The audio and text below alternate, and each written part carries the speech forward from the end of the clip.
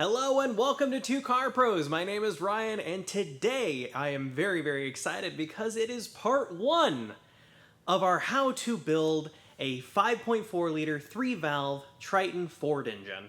So this engine kind of has a reputation online about being something to avoid, and a few years ago I would be right there with you because not a lot of people know how to take care of these engines and maintain them. They're really particular. They need to be maintained and stayed on top of pretty much non-stop.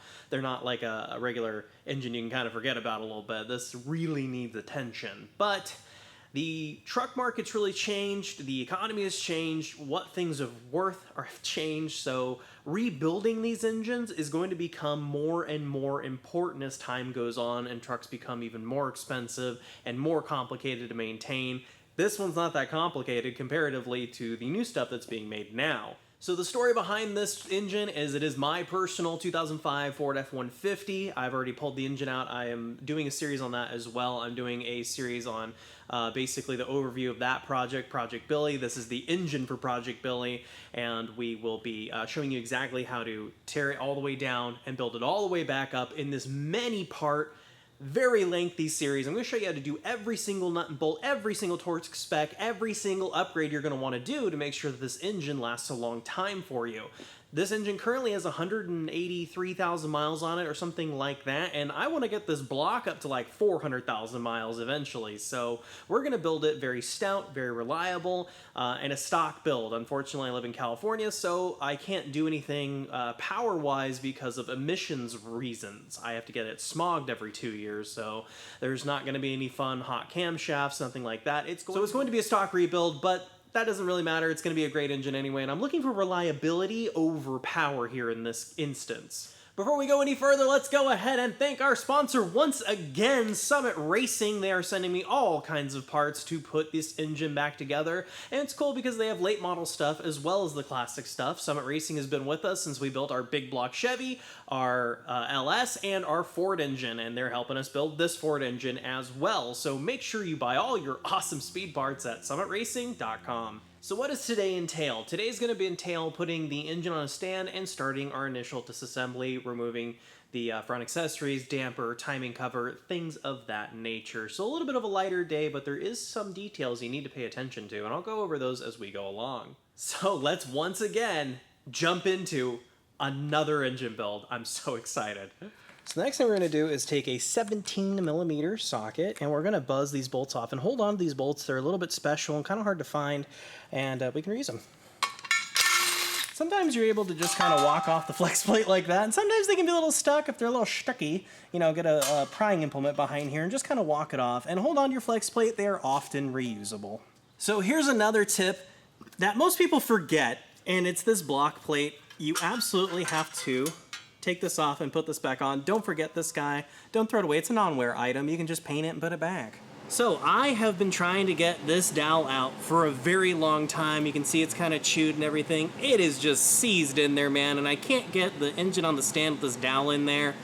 Maybe you have some sort of great way of getting it out, but honestly, it is really stuck in there. So what I'm gonna do is I'm gonna grab a bolt, a junk spare bolt I have lying around, and I'm going to weld it to right here on this surface. And why would I do that?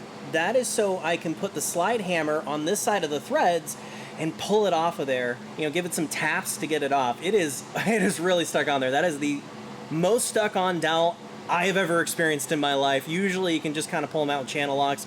I would try the channel locks first if I were you, but if you don't, you gotta fix it with fire.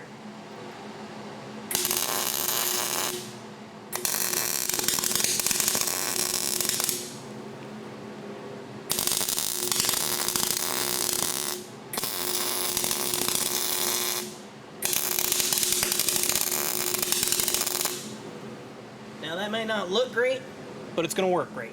So I know I can hear you from wherever you're at, you know, saying, oh, you know, I don't have a welder or anything like that, but renting a welder is not terribly expensive, and if you're gonna do stuff like this, it might be wise to invest in one. So what you wanna do is just slight taps. See, it's already moving. You don't wanna like, wham, like really pull on the slide hammer. And there you go, easy as pie. So the next thing I have in my hand is an M10 by 1.5. This is the thread you need to go into the bell housing bolts, and you want them to be about 4 inches long, and you want them to be made of some pretty good stuff and a pretty beefy, I have 2 washers on there, you want some pretty beefy washers on here. It is a lot of weight. So we're going to take the apparatus from our engine stand and install it on our engine. You can just pick, you just want some spacing between the bell housing bolts you pick. You obviously don't want to use this one and this one, but this one and this one will be okay. Or if you want to go up higher, you can do that as well, if it'll reach, which I'm not so sure this will. So we're going to use the, this one on both sides. So with all 4 of our bolts in and kind of loose, on these top ones, they are 110 millimeters. They're a little bit longer because the threads don't start on the dowel pin holes for a little distance. And what we can do is lift up the apparatus. In this case, kind of hard as far as it's going to go for me. You just kind of want it in the middle of the engine. You don't want that guy too low, because think about it, if you have it down here, now when you flip this thing over on the stand, it could be too top heavy and get away from you or fall over and causing bodily harm. So I'm going to lift it up as high as I can and tighten it down with a 17 millimeters.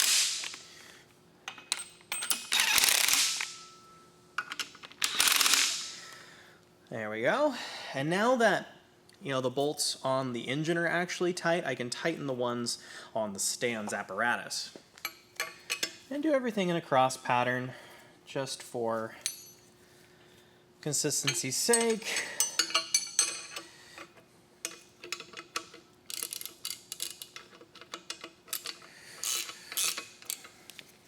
And you want these pretty snug.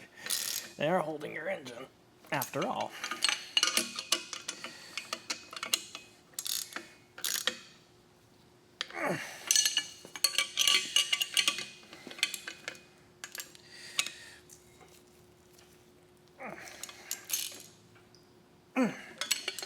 There we go. And then I'm going to go around and tighten these again.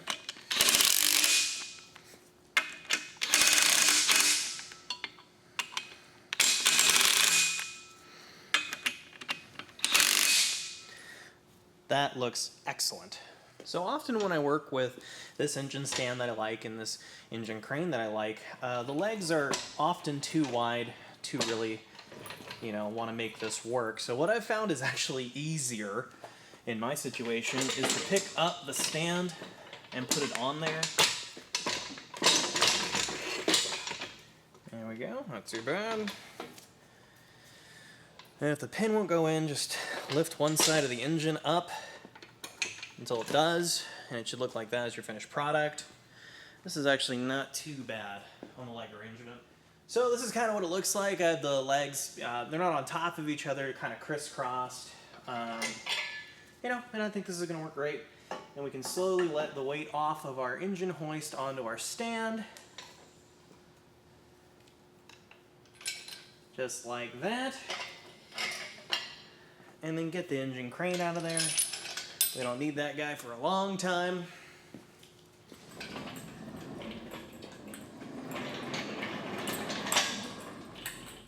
So before we get any work started on the engine, you could probably do this inside the truck, might make it a little easier for you before you pull it, is we're going to drain our oil. Grab 17 millimeter. Usually you just need to break it loose. And then since it's at kind of a goofy angle, it wants to come this way towards the engine stand, I'm going to do my best to hold up my drain pan here to catch our stream of oil here. For the record, most engines have it on the side, but this one's a little special. There we go. That wasn't that bad. And we're just going to let that all drain out, and then you can put the drain plug back in if you want to, or not. It really doesn't matter. We're rebuilding the whole engine.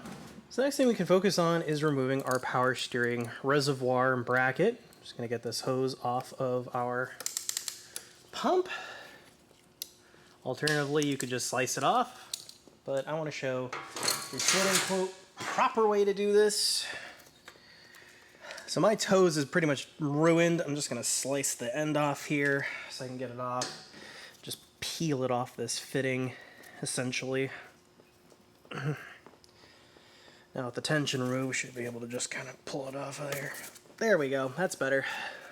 Then we can take an 18mm socket and remove the power steering reservoir bracket and the reservoir all at once. Wow, that's a good size bolt for, just holding a bracket on. Hilarious. And we can just remove that bracket and reservoir all at the same time. There we go. Set that aside. So the next thing we can do is unplug all of the electrical connectors all over our engine. There's a bunch of them. I'm not going to go over each and every one, but they all basically work this way, where they have a safety you depress with a finger, and sometimes I've found that it's difficult to pull them off. You don't want to pull by the wires, so just get some sort of implement behind the connector with the safety depressed, and then you can kind of just push it off like that. So go ahead and do that for all the connectors all over the engine. So after you've unplugged everything, you might not be able to get your wiring harness out of there. It's because the engine ground has not been removed. It's right here, and it's a 10mm. Move that guy. And with that removed, our whole harness should come off. Once everything is nice and unplugged and ground's unbolted, we can go ahead and take our entire wiring harness, and I'm going to put it somewhere safe in this weather-packed box because there's nothing wrong with my harness. My harness is perfectly good, and I'm sure they are eye-wateringly expensive. So now we can remove the other coolant hoses, this one coming from the reservoir and this one going to the lower radiator. We're just going to move the clamp back just like we've been doing.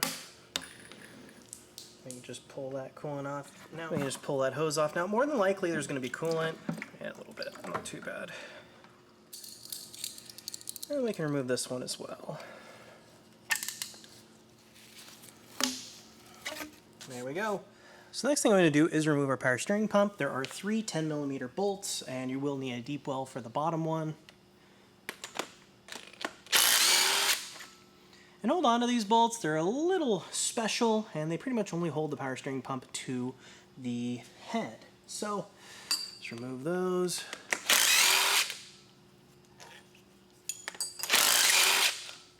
There we go. So it might be stuck on these dowels, so just kind of wiggle it off like that. Next we can grab a 15mm deep well and take off this bracket that actually holds the power steering line to the engine. Set that aside, and then with that free we should be able to remove our power steering pump from our engine. Then we can take a 13mm socket. I'm going to remove all these idlers. You just need to remember where they went, so the groove one's down here and then 2 smooth ones, and we can see that this one is no good anyway, but it doesn't matter. I'm going to replace all the idler pulleys anyway. I'll show you the ones you can keep though. Just hang on to the bolt. And they come off like that. And keep the bolt with that pulley. It just makes reassembly a lot easier. Even if you're getting new ones, they don't always come with a bolt. So just keep them like that, and then when you get the new one, you can transfer it over. So here is a non-wear pulley. It is the water pump pulley. This is typically something you can just reuse over and over and over again. It's held on with 4 10mm. I'm probably just going to paint this one, and it'll be good to go. So remove all 4, and then you should be able to just kind of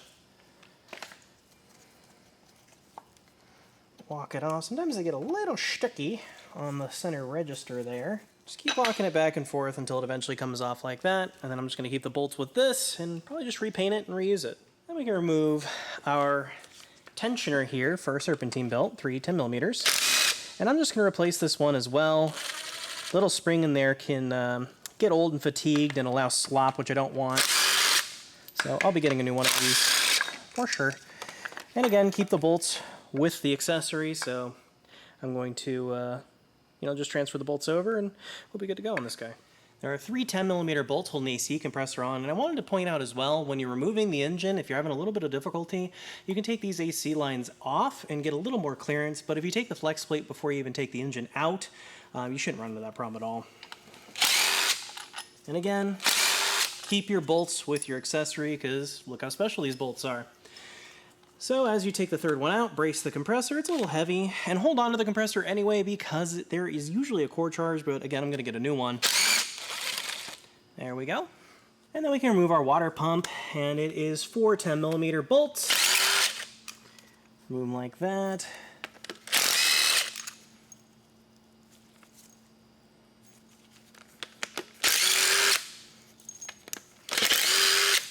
And it looks like all 4 of these bolts are the same length, so you don't have to remember where each one went. They're all the same. So these can be on pretty good. They can be pretty stuck. I mean, think about it. It hasn't been off here in almost 20 years. So what you can do is just grab a rubber mallet if you intend on reusing this water pump. I'm not. I'm going to get a freshie. And you can just kind of tap it. So brace, some taps from one side and another. And there we go. Got the water pump out of there. So now you're looking at the back of the crankshaft, and I've already reinstalled 2 of the flex plate bolts that I told you to hold on to. And keep holding on to those even after we're done here. I just installed them on opposite sides, and what I'm going to do now is grab my very long pry bar and just kind of put it in place like this. Now, when I rotate the front of the engine, my pry bar will keep it in its place, and I can break the front damper bolt off. So next thing you can do is take an 18mm socket on a long prying implement and affix it to our damper bolt, keep it perfectly square, and break down with gravity. It's going to help us out. Sometimes you can just buzz these off with like an electric impact gun, but sometimes they're on pretty stinking tight. This one's not too bad. And we should get that guy out of there, and don't forget the enormous washer. Get that to come along with it. Looks like they put a little bit of silicone on the end. Interesting. We'll remember that for reassembly. So the next thing you do is clean out these threads really well. I've already done that with some carburetor spray and a bottle brush. But if you don't have that, you can use a tap and get it really clean and spray it out with carb spray, do all that. Then you can take a puller, which looks like this, link down below in the description, or you can rent it for free at AutoZone or a place like that. And then we can take the bolts that we actually got out of the bell housing. It's the same thread, M10 by 1.5. And then we're just going to start the threads on the tool. There we go. Actually hold the thing. Just get those started. So on this guy, I've already lubricated this center thread on the tool itself. And what we want to do is make sure we get plenty of meat on the threads that go into the damper itself. We can spin the tool out so we can make sure of that. It's a 13mm. We want to keep that as flat as we can, so if you tighten some, go ahead and tighten the other. They don't have to be all the way flush. You just want the tool to be parallel with the damper. And some are going to go in easier than others, just the way it is. So make sure those are in there, but don't go too far because you can very easily crack the front case of your engine. Just make sure the tool is parallel with the damper, but not bottoming out on that case there. Yeah, see how the tool isn't even reached the snout of the crankshaft yet?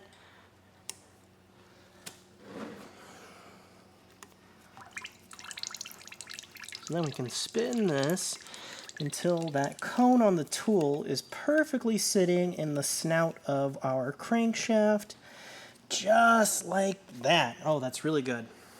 And then we can grab, you can use a breaker bar, you can use an impact tool, something like that. Mine happens to be 9/16. We can go ahead and start pulling our damper off.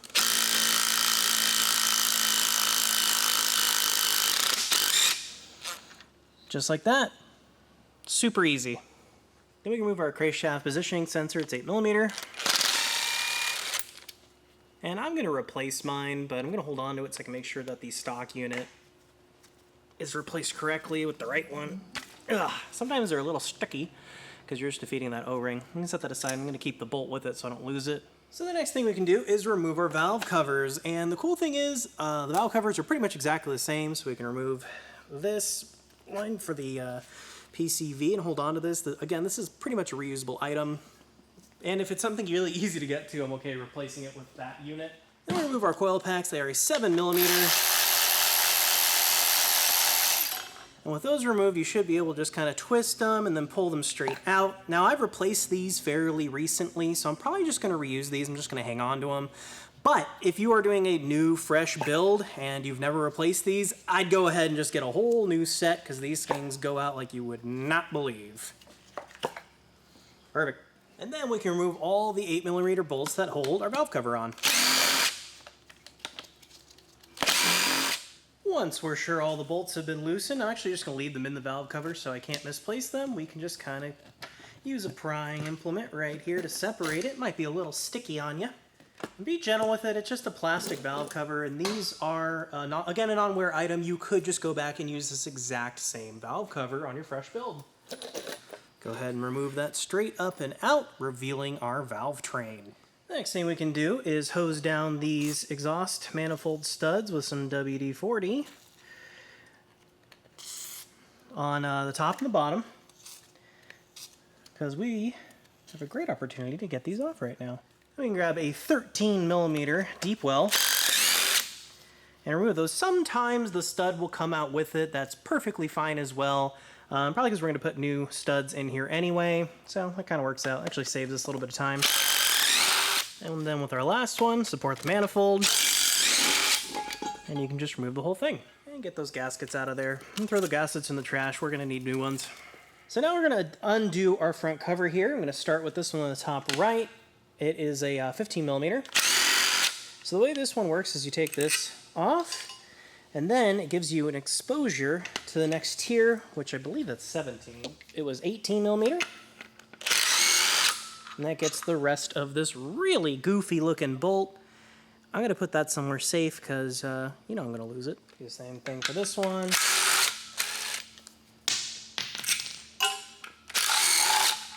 There we go.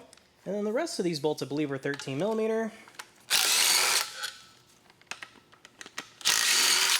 Well, this one on the edge here is looks like it's an 18. Then don't forget the 4 that are on the bottom of the oil pan.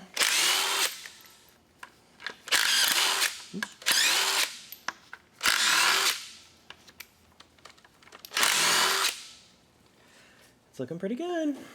So there's 2 more bolts that are kind of hidden by sludge. They are 22mm. There's one. Again, really strange looking bolt.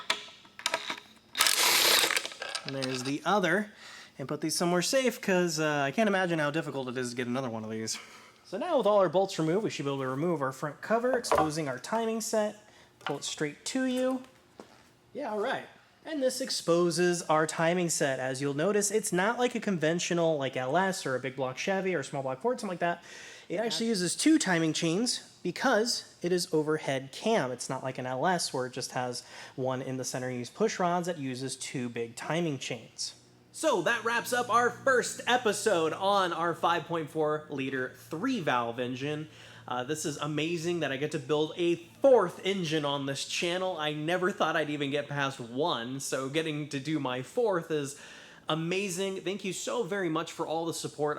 I try to read every single comment. Almost all of them are incredible. They're amazing to read. You guys are the best community I've ever seen on this platform. I thank you so much for watching. If you found this video interesting or helpful, please consider giving a like or even subscribing. It really helps my channel out. Thank you, Summit Racing, for sponsoring this video, and I'll see you next time.